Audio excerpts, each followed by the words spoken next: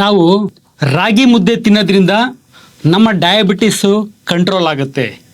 ಅದ್ರ ಜೊತೆಗೆ ನಿಮಗೆ ಅಕಸ್ಮಾತ್ ಡಯಾಬಿಟಿಸ್ ಇಲ್ಲ ಅಂತಂದರೆ ನಿಮಗೆ ಶುಗರ್ ಬರೋದಿಲ್ಲ ಅಂತಕ್ಕಂಥದ್ದನ್ನು ಹೇಳ್ತಾರೆ. ಸೊ ಅದರಲ್ಲೂ ಕೂಡ ಕೆಲವೊಂದು ಪೇಷಂಟ್ಸ್ ಏನು ಹೇಳ್ತಾರೆ, ಸರ್ ಡಯಾಬಿಟಿಕ್ ಪೇಷಂಟ್ಸು ಕ್ಲಿನಿಕ್ಕಿಗೆ ಬಂದಿರ್ತಾರೆ, ಇಲ್ಲ ಸ್ವಲ್ಪ ನೀವು ಡಯಟ್ ಮಾಡಬೇಕು ಅಂತ ಅಂದ ತಕ್ಷಣ ಏನು ಹೇಳ್ತಾರೆ, ಇಲ್ಲ ಸರ್ ನಾನು ಡಯಟಲ್ಲಿ ಇದ್ದೀನಿ ಅಂತ. ಯಾವ ರೀತಿ ಡಯಟ್ ಅಂದರೆ, ಸರ್ ಬೆಳಿಗ್ಗೆನೇ ನಾನು ರಾಗಿ ಮುದ್ದೆ ಉಪಯೋಗಿಸ್ತೀನಿ, ಬೆಳಿಗ್ಗೆ ಒಂದು ರಾಗಿ ಮುದ್ದೆ ತಿಂದುಬಿಡ್ತೀನಿ ನಾನು ಬೆಳಿಗ್ಗೆ, ಹಾಗಾಗಿ ನಾನು ಡಯಟಲ್ಲೇ ಇದ್ದೀನಿ, ಆದರೂ ಶುಗರ್ ನಂದು ಜಾಸ್ತಿ ಆಗ್ತಾಯಿದೆ, ಕಂಟ್ರೋಲ್ ಆಗ್ತಾಯಿಲ್ಲ, ಟ್ಯಾಬ್ಲೆಟ್ ಕೂಡ ತೊಗೊತಾ ಇದ್ದೀನಿ ಅಂತಾರೆ. ಹಾಗಾಗಿ ಈ ಒಂದು ರಾಗಿ ಮುದ್ದೆ ತಿನ್ನೋದ್ರಿಂದ ಶುಗರ್ ಕಂಟ್ರೋಲ್ ಬರುತ್ತಾ ಅಥವಾ ಶುಗರ್ನ ಅವಾಯ್ಡ್ ಮಾಡ್ಬೋದಾ ಅಂತಕ್ಕಂಥದ್ದು ನಿಜಾನೋ ಅಥವಾ ಸುಳ್ಳು ಅನ್ನೋದನ್ನು ನೋಡೋಣಂತೆ. ಈ ರಾಗಿನ ಎಲ್ಲಿ ಬೆಳೀತಾರೆ ಅಂತ ನೋಡೋದಾದರೆ, ಸೊ ನಿಮಗೆ ಗೊತ್ತಿದ್ದ ಹಾಗೆ ಈ ಕರ್ನಾಟಕದಲ್ಲಿ ಅತಿ ಹೆಚ್ಚಾಗಿ ರಾಗಿಯನ್ನು ಬೆಳೀತಕ್ಕಂಥದ್ದು.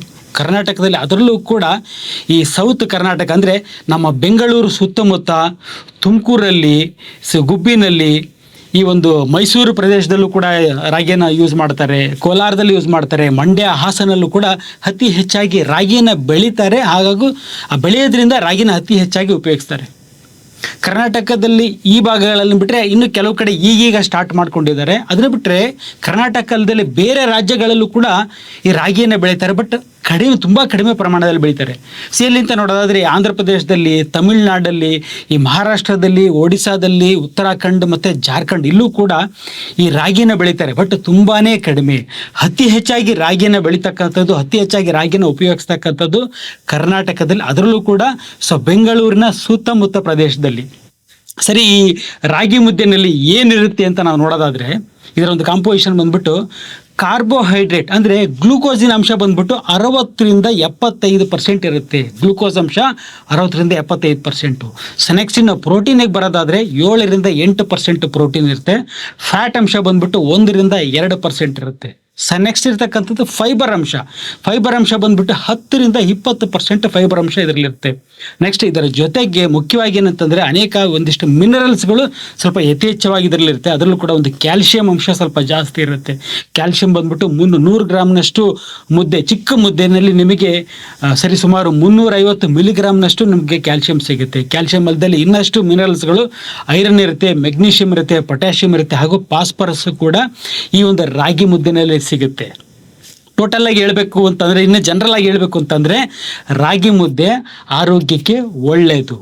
ಬಟ್ ಆದರೆ ಇವರು ಏನು ಹೇಳ್ತಾರಲ್ಲ, ನಿಮಗೆ ಡಯಾಬಿಟಿಸ್ ಇದ್ದರೆ ಈ ಒಂದು ಶುಗರ್ ಕಡಿಮೆ ಆಗುತ್ತೆ ರಾಗಿ ಮುದ್ದೆ ಉಪಯೋಗಿಸೋದ್ರಲ್ಲಿ ಅನ್ನೋದನ್ನು ನೋಡೋಣಂತೆ, ಹೌದು ಅಲ್ಲೋ ಅನ್ನೋದನ್ನು. ಈ ಡಯಾಬಿಟಿಸ್ ಅಂತ ಹೇಳಿದಾಗ ಇದನ್ನು ಕಂಟ್ರೋಲ್ ಮಾಡಲಿಕ್ಕೆ ಅಥವಾ ಇದಕ್ಕೆ ಕಾರಣ ಅಂತಕ್ಕಂಥದ್ರಲ್ಲಿ 2 ಫ್ಯಾಕ್ಟರ್ಸ್ ಬರುತ್ತೆ. ಒಂದನೇದಾಗಿ ಈ ಒಂದು ಗ್ಲೂಕೋಸ್ ಅಂಶ, ಅದರಲ್ಲಿ ಕಾರ್ಬೋಹೈಡ್ರೇಟ್, ಇದರಲ್ಲಿ ನಾವು ರಾಗಿನಲ್ಲಿ ಇರ್ತಕ್ಕಂಥ ಒಂದು ಕಾರ್ಬೋಹೈಡ್ರೇಟ್ ಹೇಳ್ತಾರೆ, ಈ ಒಂದು ಗ್ಲೂಕೋಸ್ ಅಂಶ. ಎರಡನೇದಾಗಿ ಇದರಲ್ಲಿ ಇನ್ನೊಂದು ಇರ್ತಕ್ಕಂಥದ್ದು ಶುಗರ್ನ ಕಂಟ್ರೋಲ್ ಮಾಡಲಿಕ್ಕೆ ಇರ್ತಕ್ಕಂಥದ್ದು ಇನ್ನೊಂದು ಫೈಬರ್ ಅಂಶ.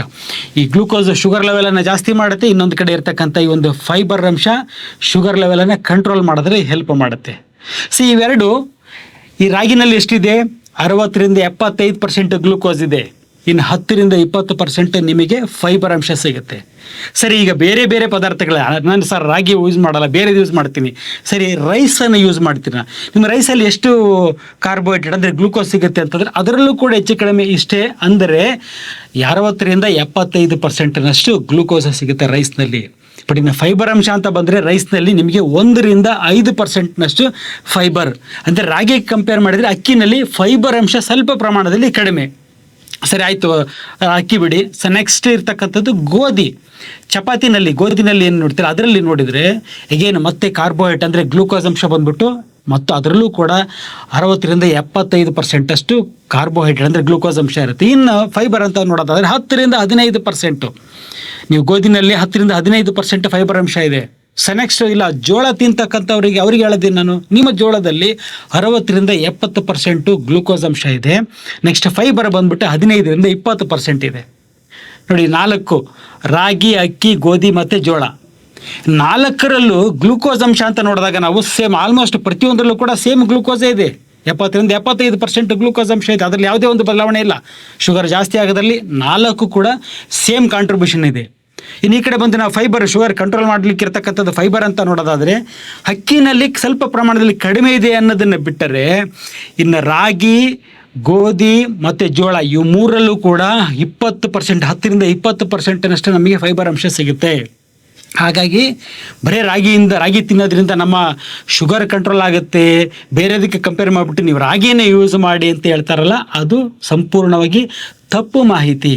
ಕೇವಲ ರಾಗಿಯಿಂದ ಅಷ್ಟೇ ಅಲ್ಲ, ಇವನ್ನ ಜೋಳ, ಗೋಧಿ ತಿನ್ನೋದ್ರಿಂದನೂ ಕೂಡ ನೀವು ಶುಗರನ್ನ ಕಂಟ್ರೋಲ್ ಮಾಡ್ಬೋದು. ಸ್ವಲ್ಪ ಮುದ್ದೆ ತಿಂದು ಅದ್ರ ಜೊತೆಗೆ ಸ್ವಲ್ಪ ರೈಸ್ ಊಟ ಮಾಡ್ತೀರಾ, ಈ ಚಪಾತಿ ತಿಂದರೆ ಅದ್ರ ಜೊತೆಗೆ ಸ್ವಲ್ಪ ರೈಸ್ ಊಟ ಮಾಡ್ತೀರಾ, ಅಥವಾ ನೀವು ಜೋಳದ ರೊಟ್ಟಿ ತಿಂದರೆ ಅದ್ರ ಜೊತೆಗೆ ಸ್ವಲ್ಪ ರೈಸ್ ಊಟ ಮಾಡ್ತೀರಾ. ಹಾಗಾಗಿ ಸೇಮ್ ಮೂರರಿಂದನೂ ಕೂಡ, ಪ್ರತಿಯೊಂದರಿಂದನೂ ಕೂಡ ಸೇಮ್ ಶುಗರ್ ಲೆವೆಲ್ ಇರುತ್ತೋ ಹೊರತು ರಾಗಿ ತಿಂದು ನಾವು ಶುಗರ್ ಲೆವೆಲ್ ಕಮ್ಮಿ ಮಾಡ್ಕೊಳ್ತೀವಿ ಅಂತಕ್ಕಂಥದ್ದು ಸುಳ್ಳು. ಸೊ ಹಾಗಾಗಿ ಏನಂತಂದರೆ, ಈ ಡಯಾಬಿಟಿಸಿಗೂ ಈ ಒಂದು ರಾಗಿ ಮುದ್ದೆ ಅದನ್ನು ಕಂಟ್ರೋಲ್ ಮಾಡುತ್ತೆ ಶುಗರ್ ಲೆವೆಲ್ ಅಂತಕ್ಕಂಥದ್ದಕ್ಕೂ ಯಾವುದೇ ರೀತಿಯ ಒಂದು ಸಂಬಂಧ ಇಲ್ಲ. ಅಕಸ್ಮಾತ್ ನಿಮಗೆ ಹ್ಯಾಬಿಟ್ ಇದೆ ಸರ್, ನನಗೆ ಅಭ್ಯಾಸ ನೋಡಿ, ಆ ಒಂದು ಪ್ರದೇಶಗಳಲ್ಲಿ ಯೂಸ್ ಮಾಡ್ತಾರೆ, ಅಲ್ಲಿ ಬೆಳೀತಾರೆ, ಹಾಗಾಗಿ ಯೂಸ್ ಮಾಡ್ತಾರೆ. ಎಲ್ಲೋ ಒಂದು ಕಡೆ ಯಾವುದೋ ಒಂದು ರಾಜ್ಯದಲ್ಲಿ ಅದನ್ನು ಬೆಳೆಯದೇ ಇಲ್ಲ, ರಾಗಿನೇ ನೋಡಿರಲ್ಲ, ಅಂಥವ್ರಿಗೆ ನೀವು ರಾಗಿ ತಿನ್ನಿ ಶುಗರ್ ಕಂಟ್ರೋಲ್ ಮಾಡ್ಕೊಳ್ಳಿ ಅಂತಕ್ಕಂಥದ್ದು ನಾನ್ ಸೆನ್ಸ್ ಅನಿಸುತ್ತೆ. ಸೊ ಹಾಗಾಗಿ ನಿಮಗೆ ಅಭ್ಯಾಸ ಇದೆಯಾ, ರಾಗಿಯನ್ನು ಯೂಸ್ ಮಾಡಿ, ರಾಗಿ ಮುದ್ದೆಯನ್ನು ಯೂಸ್ ಮಾಡಿ, ರಾಗಿ ದೋಸೆಯನ್ನು ಯೂಸ್ ಮಾಡಿ. ಬಟ್ ಅದ್ರ ಬದಲಾಗಿ ವಿಡಿಯೋದೆಲ್ಲ ನೋಡಿದ್ವಿ, ಅವ್ರು ಹೇಳಿದ್ರು ಶುಗರ್ ಕಮ್ಮಿ ಆಗುತ್ತೆ ಅಂತ ಹೇಳಿದ್ರು, ಯಾರು ಡಾಕ್ಟರ್ ಅಡ್ವೈಸ್ ಮಾಡಿದ್ರು, ಯಾರು ಡಯಟಿಷಿಯನ್ ಅಡ್ವೈಸ್ ಮಾಡಿದ್ರು ಅಂತ ಹೇಳ್ಬಿಟ್ಟು ರಾಗಿಯನ್ನು ಯೂಸ್ ಮಾಡೋದ್ರಲ್ಲಿ ಯಾವುದೇ ರೀತಿಯ ಒಂದು ಅರ್ಥ ಇಲ್ಲ. ಇನ್ನೊಂದು ವಿಷಯ ಏನಂತಂದರೆ, ಸರ್ ರಾಗಿ ಯೂಸ್ ಮಾಡೋದು, ರಾಗಿ ಮುದ್ದೆ ಉಪಯೋಗಿಸೋದ್ರಿಂದ ಹಸಿವು ಆಗೋದಿಲ್ಲ ಅಂತ ಹೇಳ್ತಾರೆ.